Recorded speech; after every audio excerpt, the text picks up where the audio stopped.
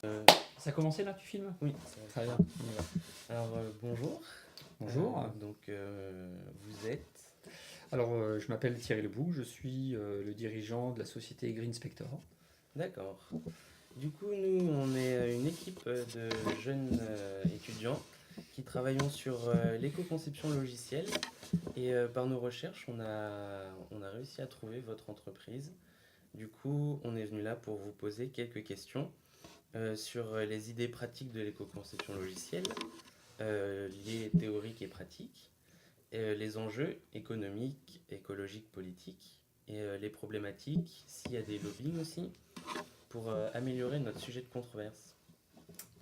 Alors pourquoi cette entreprise? D'abord pour nous, c'est le secteur qui nous emmène ici, de l'éco-conception logicielle. Alors on va commencer par quelques questions. Est-ce que vous pouvez vous présenter votre entreprise, votre activité? Mhm. Donc, Green Spector est une entreprise qui a 6 ans, qui a été créée il y a 6 ans. Je suis le dirigeant fondateur de l'entreprise. On est une quinzaine de personnes, donc basées à Nantes, enfin, pour l'ensemble des salariés.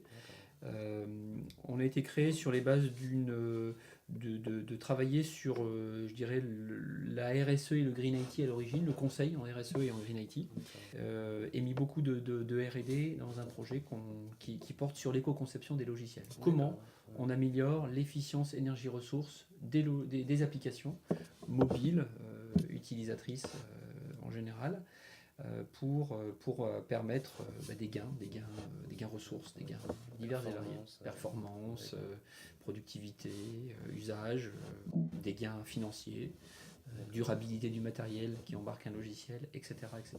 D'accord. Le déclic, c'est avoir déjà, pour la plupart des gens qui sont associés à cette démarche, on a passé du temps dans les sociétés de services et on a aussi une compétence environnementale. Et en croisant les deux sujets, on s'est vite rendu compte que le numérique avait un impact sur la consommation d'énergie, consommation de matière en général, puisqu'il faut fabriquer du matériel pour faire tourner cette intelligence. Et ce matériel, on le remplace souvent, il devient obsolète très rapidement. Simplement pour rester up-to-date, un matériel, voilà, il faut l'upgrader ou le changer. Donc on se rend compte que plus on l'upgrade et plus on le change, et plus il va faire pression sur la ressource, et la ressource, on sait qu'elle est limitée sur la planète. On a lancé un projet de recherche très tôt dans l'histoire de l'entreprise, un projet qui s'appelait Code Vert, qui permettait de valider que la façon dont on allait coder une fonctionnalité pouvait être plus ou moins efficiente, c'est-à-dire pouvait consommer plus ou moins de ressources. Ce projet Code Vert.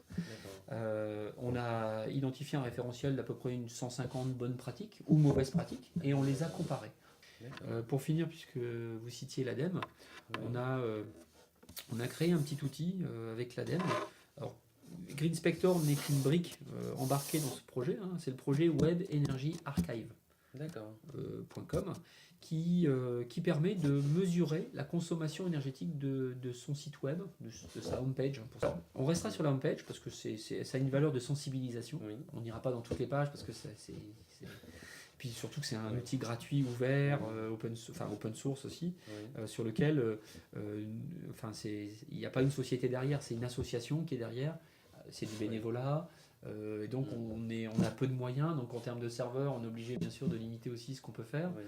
Après, voilà, ça peut être un projet qui peut être repris par d'autres. Web Energy Archive version 2. Green Spector est intégré dedans comme outil de mesure, et ça permet du coup de donner de sensibiliser, de donner une étiquette à un site qui voudrait venir se mesurer, se comparer aux autres et se comparer dans le temps.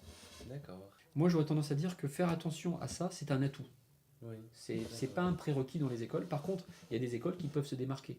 Et les étudiants qui sont dedans, c'est pour moi une valeur ajoutée. C'est-à-dire que si aujourd'hui, moi je devais recruter quelqu'un, je serais sensible. Les dernières personnes qui sont rentrées chez nous sont des gens qui m'ont dit, moi l'éco-conception ça m'intéresse et c'est un sujet sur lequel je veux travailler. Voilà, donc, et moi je suis sensible au fait que les gens soient motivés par cette discipline, bien sûr parce que c'est ce qu'on fait, mais aussi je me dis, tiens, ça veut dire que il y a un indice de qualité pour moi derrière. C'est les gens qui font attention. C'est les gens qui ne développent pas n'importe comment. C'est les gens qui, du coup, voilà, c'est les gens qui vont m'intéresser pour ça.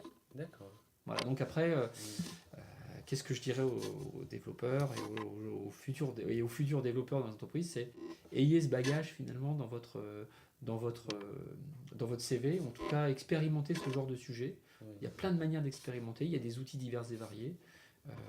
Et puis, demandez à votre école d'acheter une licence Green Spector.